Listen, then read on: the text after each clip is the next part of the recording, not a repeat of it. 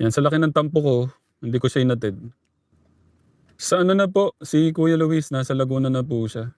Saan po ba si Kuya Luis? Sabi ni Tita Cha Elivi Vorillo. Yan, sa laki ng tampo ko, hindi ko siya inatid. Si Nanay Jack po yung nagatid. Nakakatampo lang talaga yung binigay niya po lahat ng oras niya sa mga kaibigan. Tamporote, no? Yung magulang hindi binigyan ng oras, no? Sana daw nang kakapaliwanag sa'yo, hindi ka rin nagbabago. Nandiyan man sila Tipoy, nandiyan sila Danda. Bakit naging paghalubilo ka sa kanila? Yun sana tapos hindi pa kayo nag-uusap ng Tatay Ram mo. Ano ba naman yun? Para bang wala lang yung ginawa sa'yo ni Tatay Ram mo. Yun ang gusto kong iparating sana sa'yo. Hindi naman kita minsan wala ka. Pagka yung dumating ka, nakatulog na kami dito. Hindi dapat yung ganun ako. Kung tinuring mo man lang kami sa aming pamilya, sana hindi ganun ang nangyayari. Mas marami pa lang nasa kaibigan ka kaysa sa amin. Dapat dito ka palagi. Sa Tatay Ram, ganun. Bakit ba't hindi yung ako isumbong doon sa... Yo, what's up everyone? Good afternoon, good evening, and good morning. Saan man po kayong sulok ng mundo naroroon ngayon. Ayan, mega shoutout po sa inyong lahat, mga ka-Tekram family. Ayan, mega shoutout po. Ayan, kay Tatay Tekram, mga founder ng Tekram community. Ayan, and shoutout po syempre sa ating Tekram Pure Hearts International. Ayan, shoutout po kay Nanay Inda, kay Tatay Mio, ayan. At sa lahat po ng member ng Manalastas family, shoutout din po sa aking syempre nanay, tatay, mga kapatid ko, mga hipag, mga pamangkin, tito, tita at mga pinsan at mga kaibigan. Sa inyong lahat, mega love shoutouts. Okay. Ayan, umpisahan na po natin. Requested video po ito at bigyan po natin ng reaction itong pinag-uusapan Hindi ko alam guys bakit naging usapin ito. Ayan, pero yun nga dahil naintindihan po natin at nakasama natin ang Manalastas family, nakasama po natin sila Tatay Tekram, sila Inda at sila Tatay Mio, ang buong Manalastas family. Medyo gamay na po natin kung ano yung kanilang mga damdamin bilang isang pamilya. So, hindi naman din po lingid sa ating kaalaman na itong ating Chinito Luis ay mula pagkabata pa lamang, mula na natagpuan siya ng ating Kuya Poren at ng Manalastas family nila Tatay Ram, ay tinuring na po siya bilang isang tunay na anak. Kaya po ngayon, may nababasa po tayong mga comments and may mga tumatawag din po sa atin na mga nagmamahal kay Kuya Chinito Luis. And, ayun nga po, masyadong nag-aalala ang iba about sa, yun nga po, tampuhan nga daw po ni Tatay Tekram. At mapapanood din natin dito na talagang, nung isang araw kasi guys, nag-live si Tatay Tekram at nabanggit nga niya na medyo nagtatampo siya kay Kuya Chinito Luis dahil parang mas narami yata yung oras ni Kuya Chinito sa mga kaibigan niya sa church, And ganun din ang Nanay Inda na mapapanood natin sa video na to.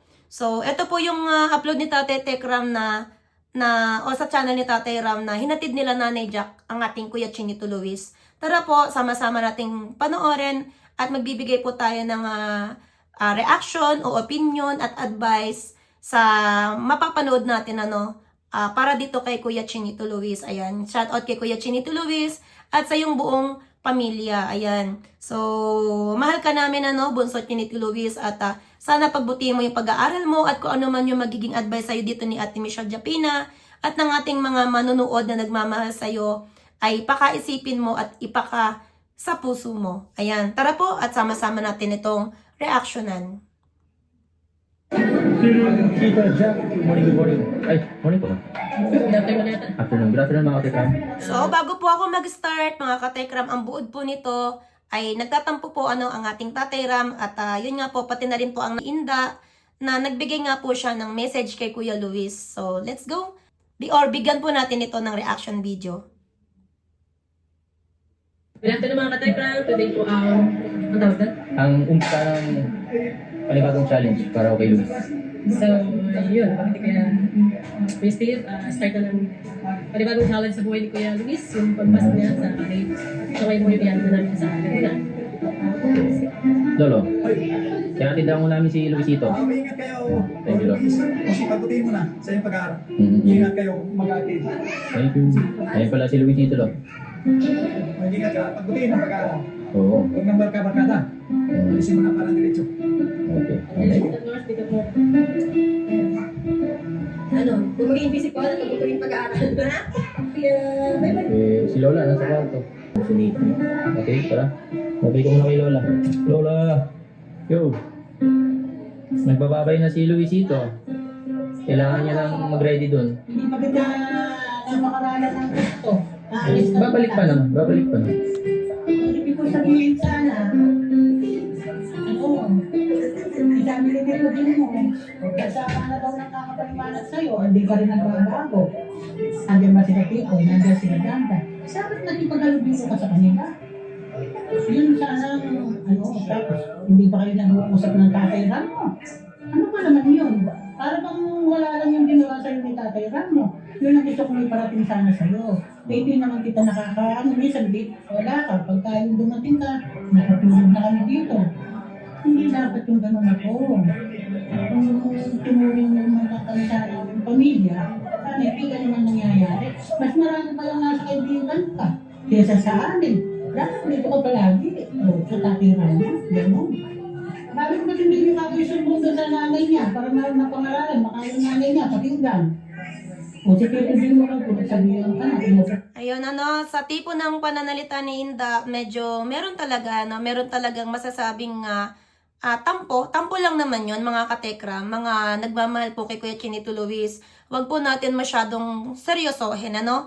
Kasi again, mga katekram, may mga tumatawag pa talaga sa akin na nag-aalala sila, ano?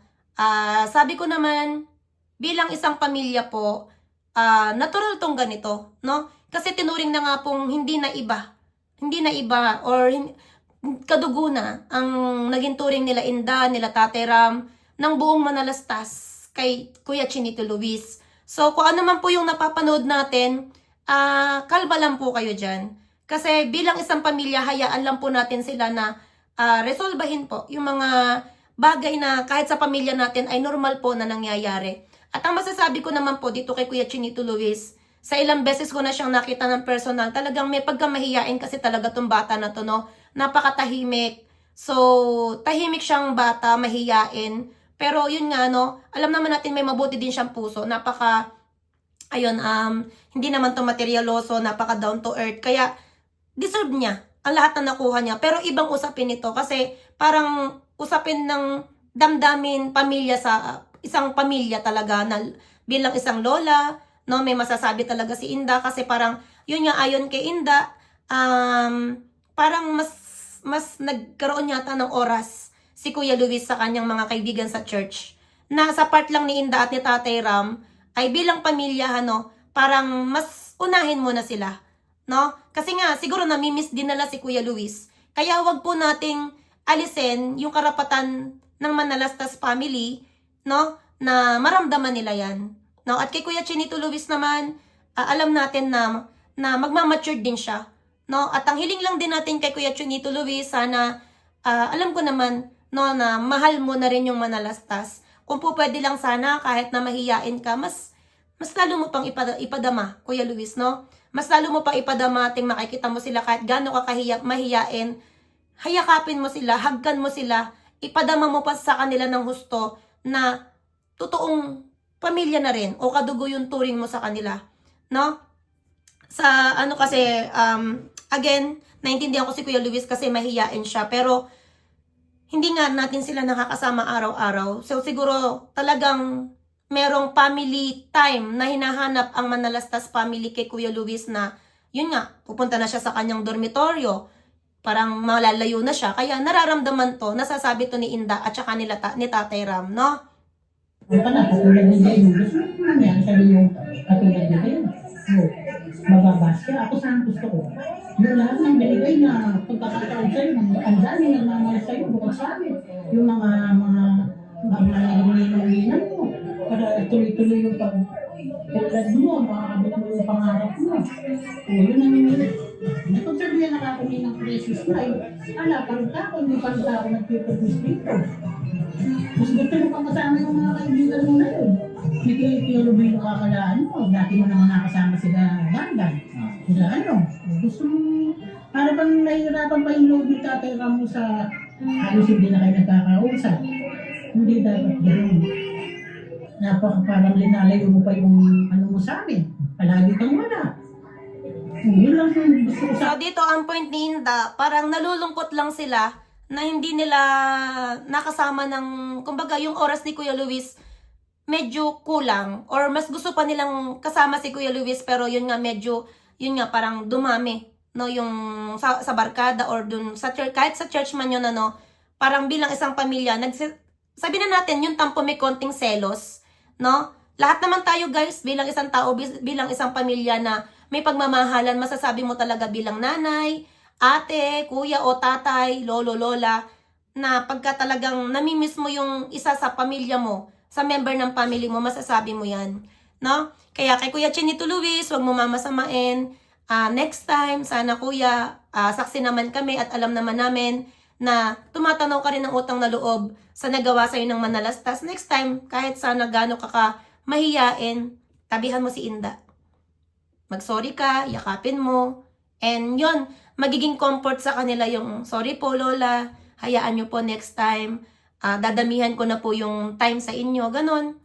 No? Kasi syempre nagbibinata ka na din, kailangan mo din magpaka-matured na rin, ano, na malaki, Kuya Luis, no, yung magagawa mo sa kasiyahan ng damdamin ni Tatay Tekram at ng buong manalastas nila Inda, nila Tatay Mio at ng mga nagmamahal sa'yo dyan, yung konting salita na mabibitiwan mo na lambing sa kanila, ano? Hindi naman makakabawas sa'yo yun. Gawin mo, Kuya Luis, no? Kasi minahal ka talaga nila, no? Hanggang magbinata ang ganyan, saksi kami kung gaano kanila inalagaan, no? Gaano kanila pinagmalasakitan, lalo na ang Tatay Tekram, di ba? So, wag mo sanang mamasamain yung mga sinasabi sa'yo, no? At sa mga makaluwis po, no? At sa mga supporters po ng ating Kuya Luis, wag po kayo mag-alala. Natural lang to sa isang pamilya. At hiling lang natin, ano, sana next time, pag uwi ni Kuya Luis, mas marami na siyang time sa Manalastas family, no? Kasi ang tampo nga dito ng nila Tatay Ram at nila Inda ay mas madami pa yung time niya sa kanyang mga barkada o kaibigan sa church, ganon. Pero sa kabilang banda po, maganda pa rin naman kahit na barkada ang ating Kuya Luis ay yung kaibigan niya ay nasa church. Ibig sabihin magandang ehemplo pa din, ano, na masasabi. But again, yung punto na sana mas bigyan mo ng time, no, bilang family, magbigay ka ng lambing at oras kila Tatay Tekram at sa Manalastas family, Kuya Luis, ha? Ano sa'yo, ano mo, tulad yan, mawawala ka na doon sa mga kaibigan mo na yun. Mas dagdagan mo yung ano mo sa amin, kesa doon sa mga ganon. Kasi kami turing namin sa yung pamilya ka na namin eh. Parang... Ang sarap madinig, Kuya Luis, napakasarap. And sasabihin ko lang sa iyo, Bunso, yung buhay mo ngayon ay pinapangarap lang ng madaming tao na nakakapanood sa buong mundo. No? Napakaswerte mo na naging isang pamilyang manalastas ka. Napakaswerte mo na merong isang Lola Inda, Lolo Mio, Tatay Ram, Nanay Jack at buong Manalastas family na nagmamahal sa'yo. No? Kaya sana, hindi naman huli pa. Kahit na mahiyain ka, iparamdam mo, yakapin mo sila, pag makikita mo sila, hagkan mo sila, sabihin mo, I love you, thank you po always. No? Kahit gano'n naman tayo kamahiyain, kaya mo yan, Kuya Luis, okay? Kaya mo yan. Naniniwala si Ate Japina sa'yo, kaya mo yan. Naano naman yan eh. Nadidevelop naman yan. Hindi naman habang panahon ay ganyan tayo, di ba? Tingin ko parang hindi pa niliwis ka ako yung kapamilya natin. Parang malayo, parang pang malalayo yung loob mo sa amin sa ginagawa namin sa'yo. Dapat mahalin mo rin kami. Kaya yan, ikaw na lang yung mag-isa doon yan. Pagbutihin mo na ako, ha? Pagbutihan mo yung pagkikisama mo doon sa aabutan mo doon. Okay, sige lang. Baka Wala naman dito. Tara, Luisita. Aalis ka na. Ano ang ano? Ayun. Tingnan mo, tingnan mo kasi namumukas na. Tingnan na. Ayan. Sa sobrang mahihain ng Kuya Luis natin. Kuya Luis, ayan, advice lang ni Ate Michelle ha. Next time, kahit gaano ko ka mahihain, yakapin mo din si Lola Inda. No? Halikan mo din. Yakapin mo, kuya. Para, syempre, no? Tumatanda na sila. Mas maramdaman nila yung pagmamahal mo. Ako nga di ba? Kahit napunta lang dyan, talagang ang sarap maramdaman na kahit na merong mga tao tulad nila Inda ng Manalastas family na kahit hindi tayo kadugo, tinuturing tayong isang pamilya. Huwag kang mahiya, kuya. Kaya mo yan. No? Next time, pag uwi mo, ipakita mo. No? Bumawi ka sa kanila. Hindi pa huli ang lahat. Kasi, nababasa ko din, may nababasa ako na isa sa mga, yun nga, nasabi ni Inda, isa sa mga ninang mo na talagang sumuporta sa'yo ay medyo parang nadismaya. No? Hindi ko na lang po babanggitin, alam nyo na kung sino yun. So, ipakita mo na, yun nga, hindi mo man intention, bilang isang tao, nagkukulang tayo, nagkakamali tayo, pero itutuwid mo next time. Di ba? Kasi, pamilya na yung turing nila sa'yo. Mahal ka lang nila. Okay. Nasaan ba ta? Ayan. Bata pa lang kasi talaga si Kuya Luis no? Ganyan na talaga siya. Talagang napakamahiyain niya. Pero, ayun, ako bilang Kuya Luis, no, nakita kita ng personal, wala akong problema sa'yo. Talagang humahanga kami sa pinakita mong ugali mo, no? Sa pagiging mabuting bata mo. You deserve all the things that they given to you, no? Ng mga sponsors, ninong-ninang mo, ng Manalastas family. But, yun nga, kung may kulang man, punuan mo, no? Kasi, yung sinasabi nilang kulang mo na yun, yung magpapasaya sa lahat. And mararamdaman mo din yung saya pag pinalaya mo yung puso mo. Kaya ko din palang maglambing, kaya ko din palang, di ba, mas ipakita sa kanila yung appreciation ko. Gawin mo, kuya. Walang mawawala sa'yo. So, yun nga, bumiyahe na sila, namili. Ayan, so, napanood nyo naman na to, pinamili pa siya ni Nanay Jack. So, alam mo, Kuya Luis, no? Di ba, kahit di mo kasama sila totoo mong nanay, ano? At mga kapatid mo, yung mga kapatid mo dyan, yung mga, kung masasabi mo na pinsan mo, di ba, nandyan sila sa'yo, nakasuporta, nagmamahal, kahit na hindi mo kasama yung totoo mong pamilya, di ba? Andiyan si Nanay Jack para ihatid ka, di ba? Sila Tita Sexy para suportahan ka, no? Isang kayamanan na yon, Kuya Luis, na saksi kami na kahit na hindi ka pa nakakatapos ng pag-aaral, andyan na yung big blessing na binigay sa'yo ni God. May bahay ka na, kompleto na yung, kumbaga, gamit, di ba? Naisaayos na yung pamilya mo. So, you are so blessed. And yung dinadanas mo ngayon, sa totoo lang, napakalaking blessing na yung mga ninong-ninang mo dyan na talagang naglaan ng malalaking, hindi naman sa no, yung malalaking blessing talaga ang binigay sa'yo, no? So, walang masama, no, na medyo i-improve pa natin. Ano, Kuya Luis? At napaka-bless mo. Yun lang ang masasabi namin, no? Yan.